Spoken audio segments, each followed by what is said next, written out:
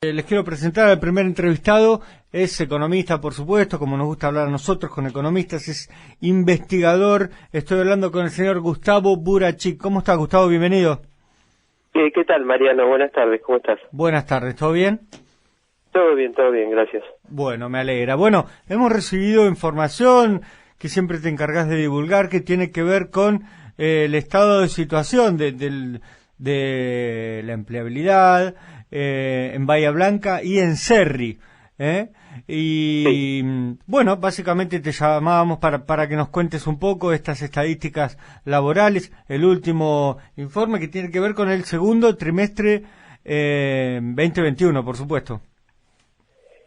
Sí, el último informe da los datos de desocupación y empleo para Bahía Blanca, Cerri y para todos los aglomerados del país. En Bahía Blanca, sí, la desocupación está cerca del 9% de la población activa, en un nivel todavía muy elevado.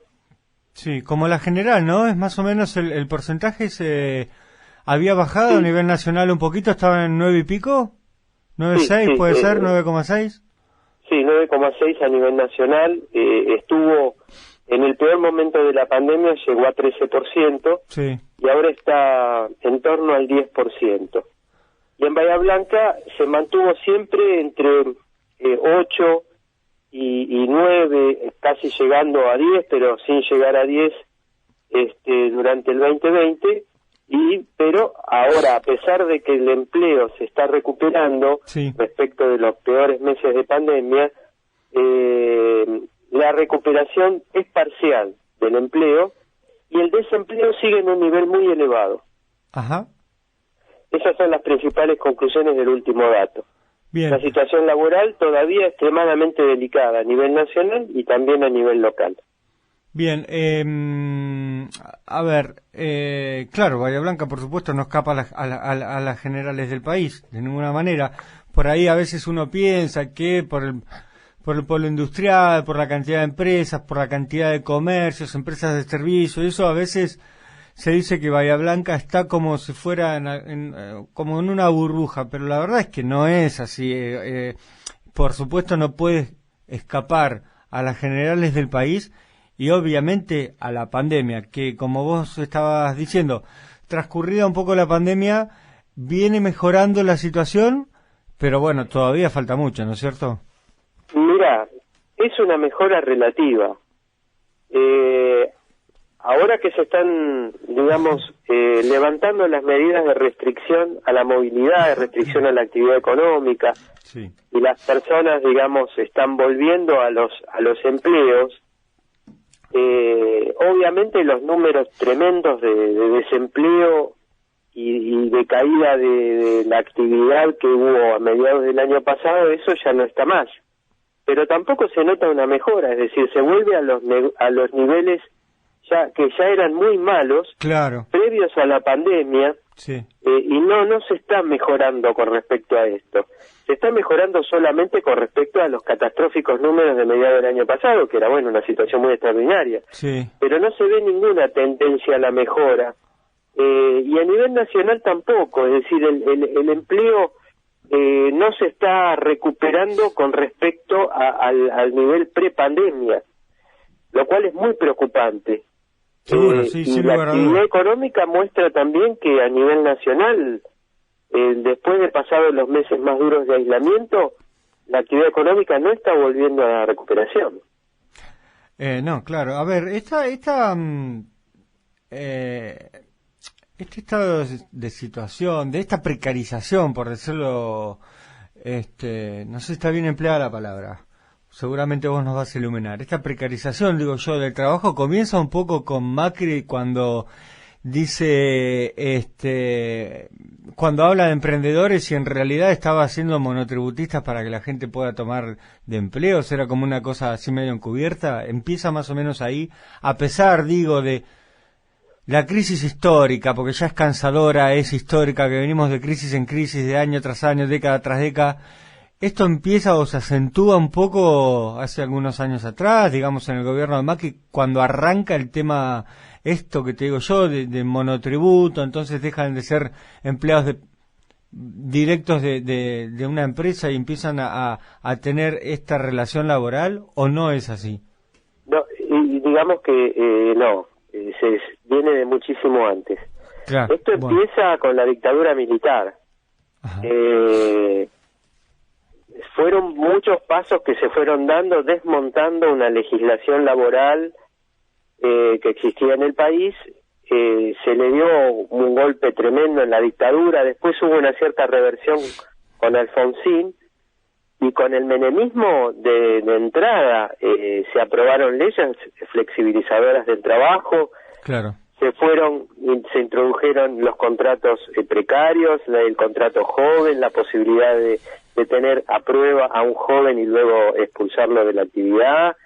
Lentamente se van desmontando todos los requisitos de flexibilización laboral, la pérdida de derechos, con el argumento de que de esa forma se va a abaratar el costo del empleo para el empleador, y de esa forma se van a generar más puestos de trabajo.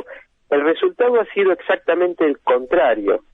Esto después del menemismo persistió en buena medida durante los gobiernos kirchneristas, y lógicamente volvió a agravarse con el último gobierno de Macri, pero acá hay una tendencia que viene de décadas. Y hay que señalar. Bueno, y hoy se está hablando de vuelta, Gustavo, esto. Se está hablando, siempre está sobre la mesa el tema. Hay que hacer flexibilizaciones laborales, una reforma laboral.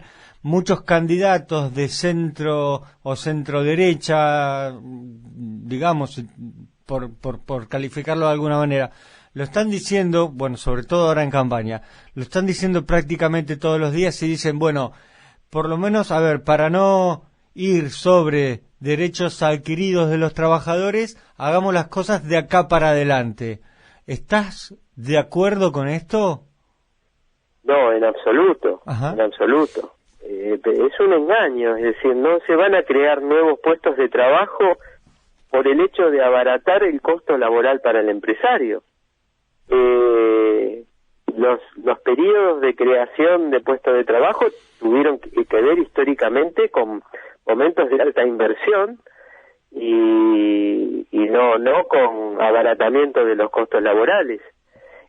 Pero además, este es un fenómeno internacional. En todo el mundo está pasando lo mismo. En todo el mundo se están perdiendo conquistas laborales con el mismo argumento.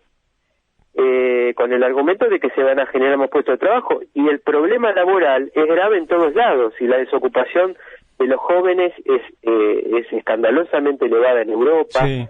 Y en todos los lugares existe el mismo problema.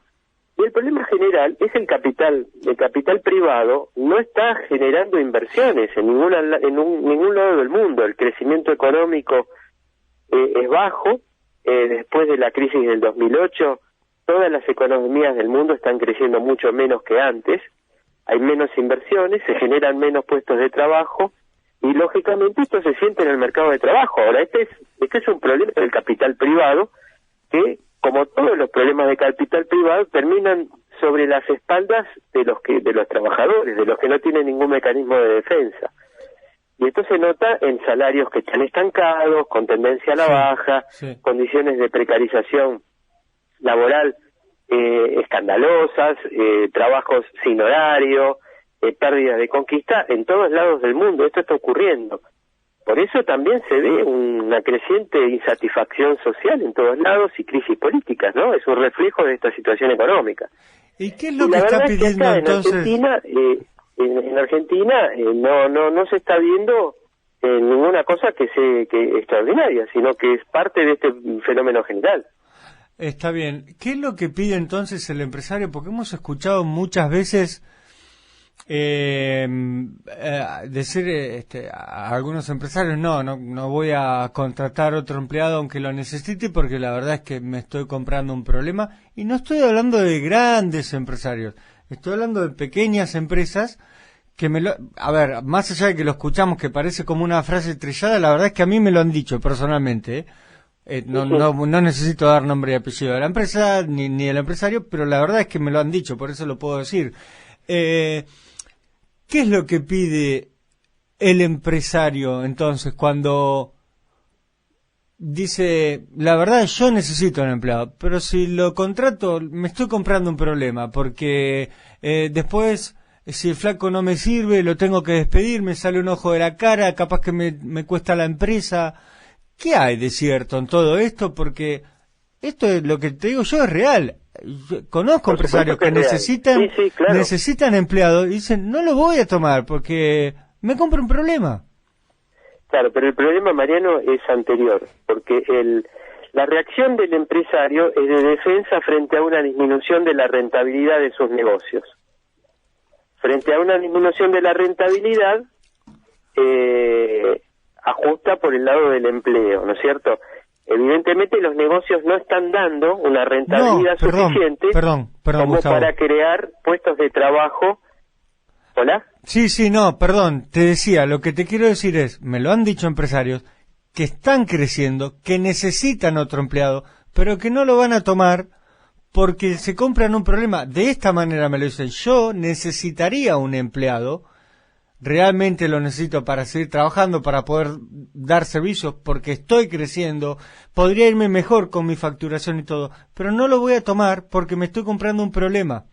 Así claro, no es que viene perdiendo, al contrario, viene ganando. Está bien, pero evidentemente no tiene confianza en ese crecimiento.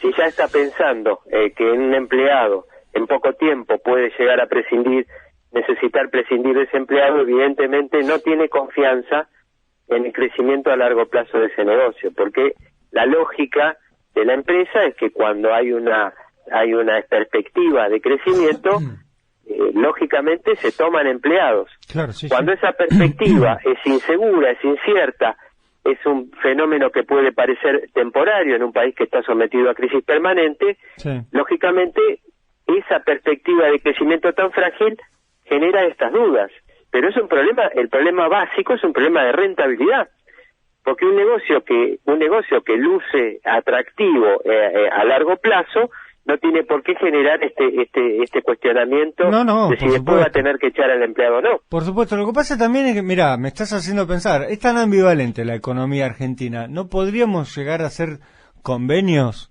donde tomar un empleado puede hacer de forma temporal, vemos qué pasa con porque es en realidad lo que está pasando muchas veces con Argentina. A veces te va muy bien en algo y cambian tanto acá las reglas que por ahí deja de ser un negocio rentable. Claro, lo que pasa es que eso es seguir viendo el problema desde un punto de vista unilateral, que es el punto de vista del empresario. Ajá. Acá hay familias que necesitan trabajar y necesitan una estabilidad.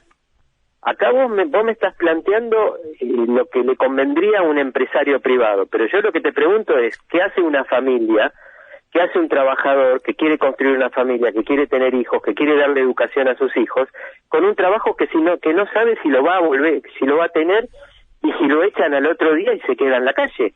Entonces no es posible que para sostener a capitales privados se flexibilice y se transforme en todo el trabajo en una cosa hiperflexible que hoy está y mañana no está.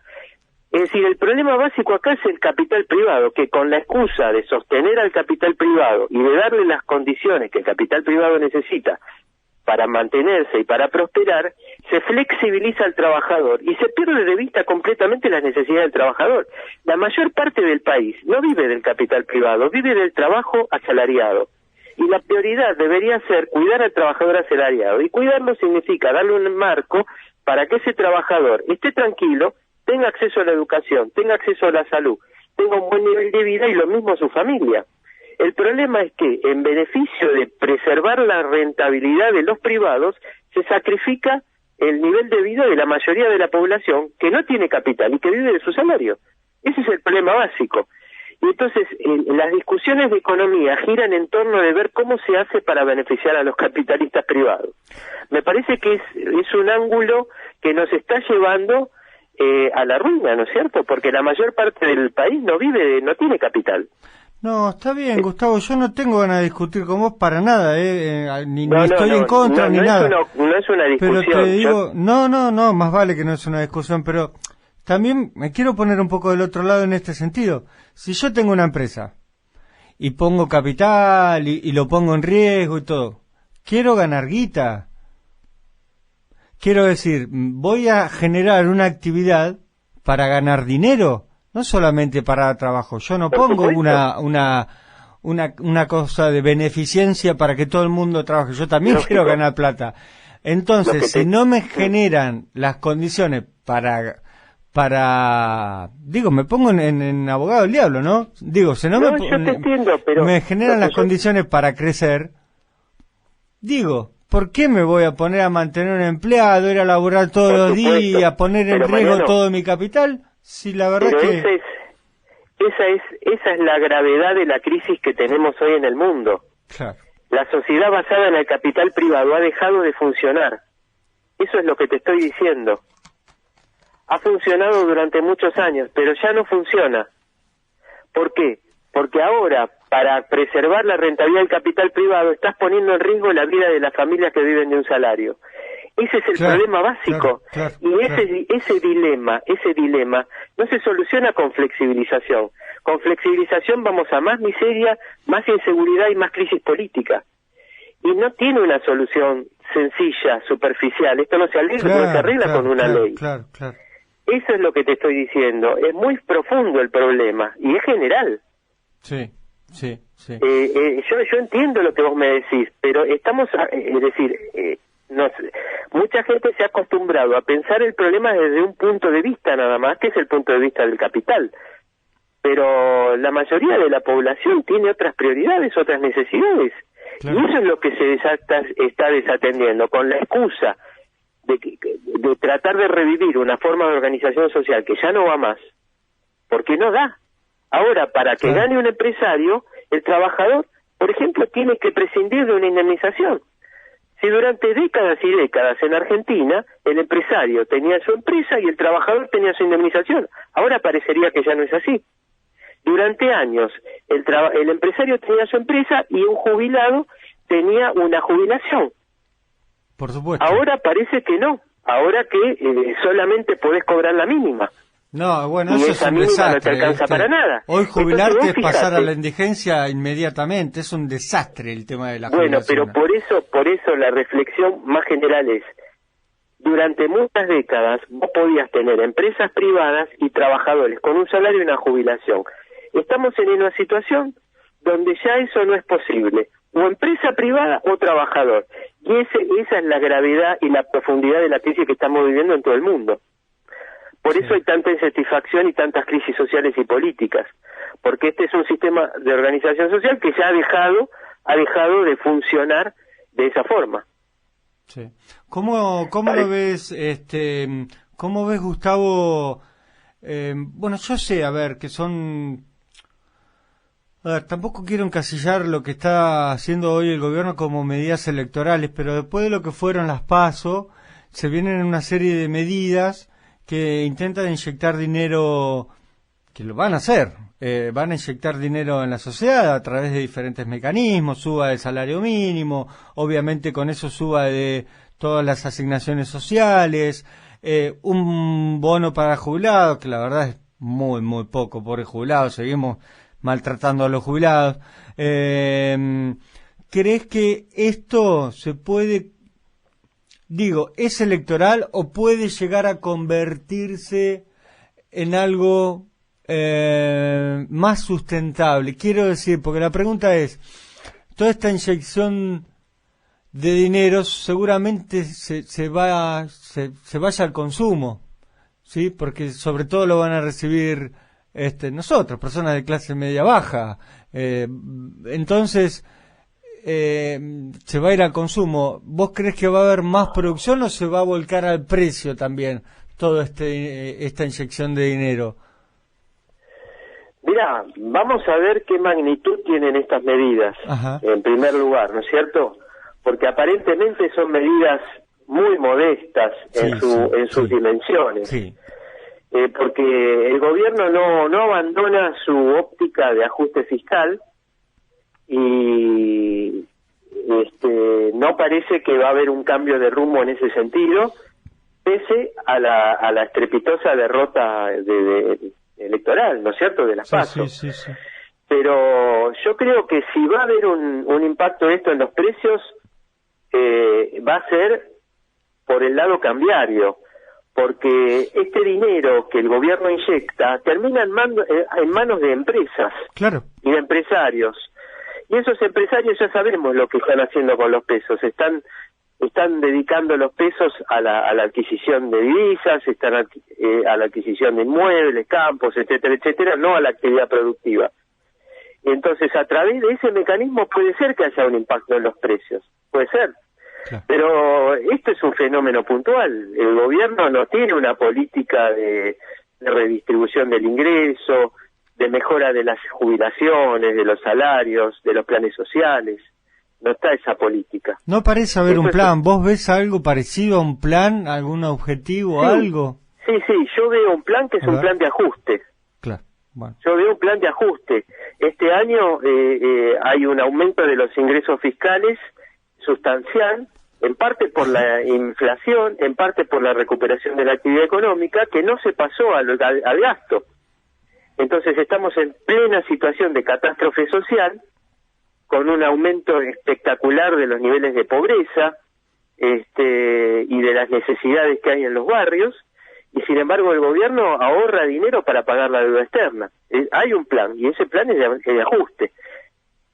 Por eso hay tanta insatisfacción social, ¿cómo se llama? Tanto enojo en los barrios con el gobierno, y por eso le ha ido mal en las elecciones. Sí. Pero claramente el argumento del gobierno es el mismo argumento que empleaba el macrismo para defender su política, que si uno hace esta política favorable a la disciplina financiera y al ajuste fiscal, entonces el país va a poder endeudarse y ese endeudamiento va a permitir el crecimiento. Ya sabemos que esto no es así, esto ya muchas veces ha fracasado. Lo mismo. Claro. Gustavo, ¿me puedes hacer una aclaración a mí, a todo el mundo, ¿no? A todos los que nos están escuchando, respecto a esto que, no sé, a mí me da la impresión que es como un maquillaje en el informe que tan amablemente nos acercaste, habla de los desocupados y los inactivos, y hay una cantidad de inactivos importantes que son personas que ya ni siquiera no tienen trabajo y no buscan trabajo, entonces son inactivos y no están entre los desocupados. ¿Me puedes explicar esto? Bueno, sí, mira, esto, vamos a decirlo en defensa del INDEC, no es una trampa, no es un manoseo de los números, es un criterio estadístico que se utiliza en todo el mundo. Una persona que está sin trabajo y el encuestador le pregunta si ha buscado en la última semana trabajo activamente y dice que no, entonces no es desocupado, es inactivo. Desocupados son solamente personas que están sin trabajo y cuando el encuestador les pregunta dicen sí, estoy buscando activamente trabajo. Entonces desocupado. Pero si dice que no buscó, desde el punto de vista estadístico es inactivo. Ahora, ¿qué pasa? Cuando la situación es tan mala desde el punto de vista laboral y uno empieza a salir a la calle a buscar y ve colas en todos lados y ve que no hay oportunidades, que no hay nada, lógicamente las personas se desalientan y dejan de buscar activamente. Claro. Y entonces, cuando el encuestador les pregunta, dicen no estoy buscando, y el encuestador los categoriza como inactivos en lugar de desocupados. En la realidad son desocupados. Claro, en la realidad son desocupados. Bueno, trabajar necesita trabajar.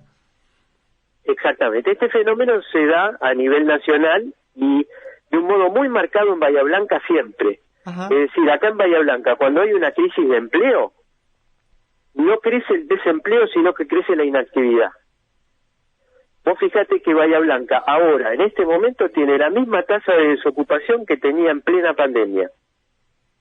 La desocupación no era más alta. Pese a que no había trabajo, muchas empresas habían despedido personal. Sin embargo, todas esas personas, en lugar de pasar a la desocupación, pasaron a la inactividad. Ajá. Y al retornar los empleos a fines del año pasado, volvieron a la actividad, volvieron al empleo. Entonces la desocupación quedó igual, son las mismas personas, o por lo menos la misma cantidad de personas desocupadas que no tienen trabajo y lo están buscando activamente. Eso no ha variado. Está claro, está clarísimo. Pero En realidad la persona... no es una trampa, no es una trampa estadística sin ni una manipulación, sino que el criterio metodológico en todo el mundo es así. Está bien, bueno, pero es como un cambio de nombre, pero coincidís conmigo, me lo dijiste vos. En realidad están desocupados y necesitan trabajar, básicamente es eso. Claro. Lo que tendría que hacer la estadística, como se hace en Estados Unidos, es hacer algunas preguntas que permitan detectar en el inactivo si es un desalentado. Entonces claro, uno podría tener una medición sí. de los desocupados desalentados y podría sumarlo a los desocupados tradicionales y tener una medida más exacta del problema de empleo. Gustavo, ¿vos me podés hablar un poco del histórico, en realidad del promedio? ¿Cómo estamos a ese nivel? ¿Cómo es la tasa de desocupación por lo general en Bahía Blanca? Estamos en una... Bueno, obvio que estamos en una crisis todos hace rato, pero ¿es pronunciada hoy o se mantiene más o menos como siempre? ¿Cómo está Bahía Blanca? No, Bahía Blanca en este momento está con una tasa de desocupación elevada. En los últimos años, la ciudad ha tenido una tasa de desocupación sistemáticamente más baja que la desocupación nacional. En mi opinión, esto se debe al fenómeno que te estoy explicando, porque en Bahía Blanca es muy clara la tendencia de las personas sin trabajo a abandonar la búsqueda rápidamente y pasar a la inactividad. Entonces, la desocupación nunca ha sido, tradicionalmente ha sido relativamente baja con respecto al promedio nacional. Ahora, bueno, ha saltado. Recordemos que la Argentina está en una crisis desde principios del 2018, cuando ya con el gobierno anterior empezó la corrida cambiaria, la crisis del endeudamiento externo, el crédito por del Fondo Monetario Internacional y todo eso. Ahí la tasa de desocupación pegó un salto en todos lados, en Bahía Blanca y en todas las ciudades, y a nivel nacional también. Y bueno, Bahía Blanca tuvo un salto nuevamente con la pandemia, y todavía esa tasa no bajó. Y el empleo, la cantidad de trabajos que hay disponibles, si bien ha mejorado con respecto a mediados del año pasado, no está mejorando en general. Es decir, no se nota que la ciudad esté con una tendencia a producir cada vez más empleos. Claro. Es decir, no a pesar de que vemos en la calle bastante no, un poco más, obviamente, de movimiento de lo que fueron las restricciones, por supuesto las más severas, pero bueno, de a poco se fue abriendo. Hoy vemos bastante movimiento en la ciudad. Yo considero que la gente no estaba agazapada, encerrada en su casa, guardando la guita para salir a gastar compulsivamente. Obviamente me parece que eso no está pasando en ninguna parte, pero quiero decir, la verdadera reactivación económica y todo esto me parece, no sé qué te parece a vos, me parece que va a tardar un poco, ¿no? Sí, no se nota una reactivación. Los números de actividad económica nacionales muestran que la economía salió del pozo de la pandemia, pero no se está recuperando respecto de los meses de crisis. Es decir, si no hubiera pandemia, la economía seguiría en una contracción. Es decir, los meses más duros de la pandemia se superaron, pero no hay una recuperación más sostenida. Todavía estamos en la crisis que se inició a principios del 2018. No hemos salido de eso por ahora. Con datos a junio de este año, la economía se sigue contrayendo con respecto a lo que fue principios de 2020, ¿no es cierto? Si sacamos del medio el bajón de la pandemia, la economía sigue cayendo. Sí. No sé si se entiende la idea. Sí, está claro, está clarísimo. Bueno, clarísimo. Esta es la situación. Sí, Gustavo, la última. ¿Qué esperarías de acá, por lo menos a fin de año, viviendo todo el momento que estamos viviendo, con elecciones, con la inyección de dinero que ahora se va a volcar a la sociedad? ¿Esperás algo? No, la verdad es que no tengo expectativa de que haya una mejoría. La verdad es que no. Tampoco tengo claro, me parece que nadie tiene claro cómo se van a comportar las variables económicas, qué va a pasar con la inflación. Pero si uno mira, por ejemplo, el proyecto de presupuesto para 2022, sí, que todavía no han publicado la versión definitiva, se dice que lo están retocando, que hay modificaciones, sí, pero por lo que yo leo en los diarios no hay ninguna intención de darle otra impronta a ese presupuesto y transformarlo en un presupuesto, claro, de reactivación. Claro. ¿Cómo sería? Sería suspender de inmediato todos los pagos de deuda y dedicarse a un plan de infraestructura, claro, para todo el país, masivo, para contratación de mano de obra, con capacitación, etcétera, etcétera, poner en movimiento a los jóvenes, a los trabajadores inactivos, al servicio de un plan global, ¿no es cierto? Claro. De infraestructura, de cosas que se necesitan, con los recursos que el país tiene.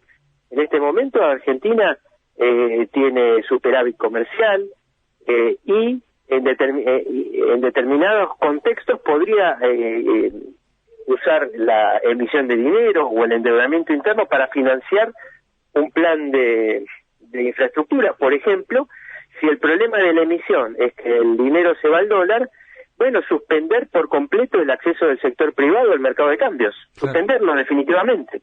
Claro. Intervenir el sistema financiero de un modo que no sea posible eso, y entonces se puede recuperar la moneda al servicio de un plan general de infraestructura y terminar en pocos meses con el proceso con la alta desocupación que hay. Pero claro, eso no se ve, no está ni siquiera como planteo. No está en los planes de nadie, la verdad que no está en los planes de nadie. Por lo menos no se plantea, claro. Gustavo, te mando un abrazo y te agradezco mucho por tu tiempo, Bueno, por nada. Gracias, hasta luego, Mariano. Gracias. Así pasó el señor Gustavo Burachik, él es economista e investigador y compartía con nosotros todos los datos que tienen que ver con el desempleo en Bahía Blanca y General Serri. Se me pasó el programa volando. Vamos a una tanda rápido que tengo una entrevista también muy linda ahora. Dale. Inversiones del Sur, en la vuelta a casa. La info que necesitas con un toque personal. Por la 10, FM 92.3. Odontología Integral Porte Diego, Roca 63B, teléfono 291-402-6626 y volvé a sonreír. Embarazadas, personas con discapacidad, movilidad reducida y adultos mayores siempre deben recibir atención prioritaria en todo el establecimiento, sea público o privado. Se debe exhibir un cartel que especifique claramente los casos de prioridad de atención. Desarrollamos políticas de inclusión. Por una bahía accesible e inclusiva. Por una ciudad para todos y todas. Si necesita un buen almohadón, Almohadones Sin H es lo mejor en almohadones para sillones de algarrobo o madera. Chiclana 735, de 8 a 16 horas. DOSAB, distribución de materiales eléctricos para la industria. Avenida Colón 601, www.dosab.com.ar. Somos creadores de nuevos horizontes. La puerta al mundo para los grandes emprendimientos de nuestro país. Consorcio de Gestión del Puerto de Bahía Blanca. Futuro en expansión.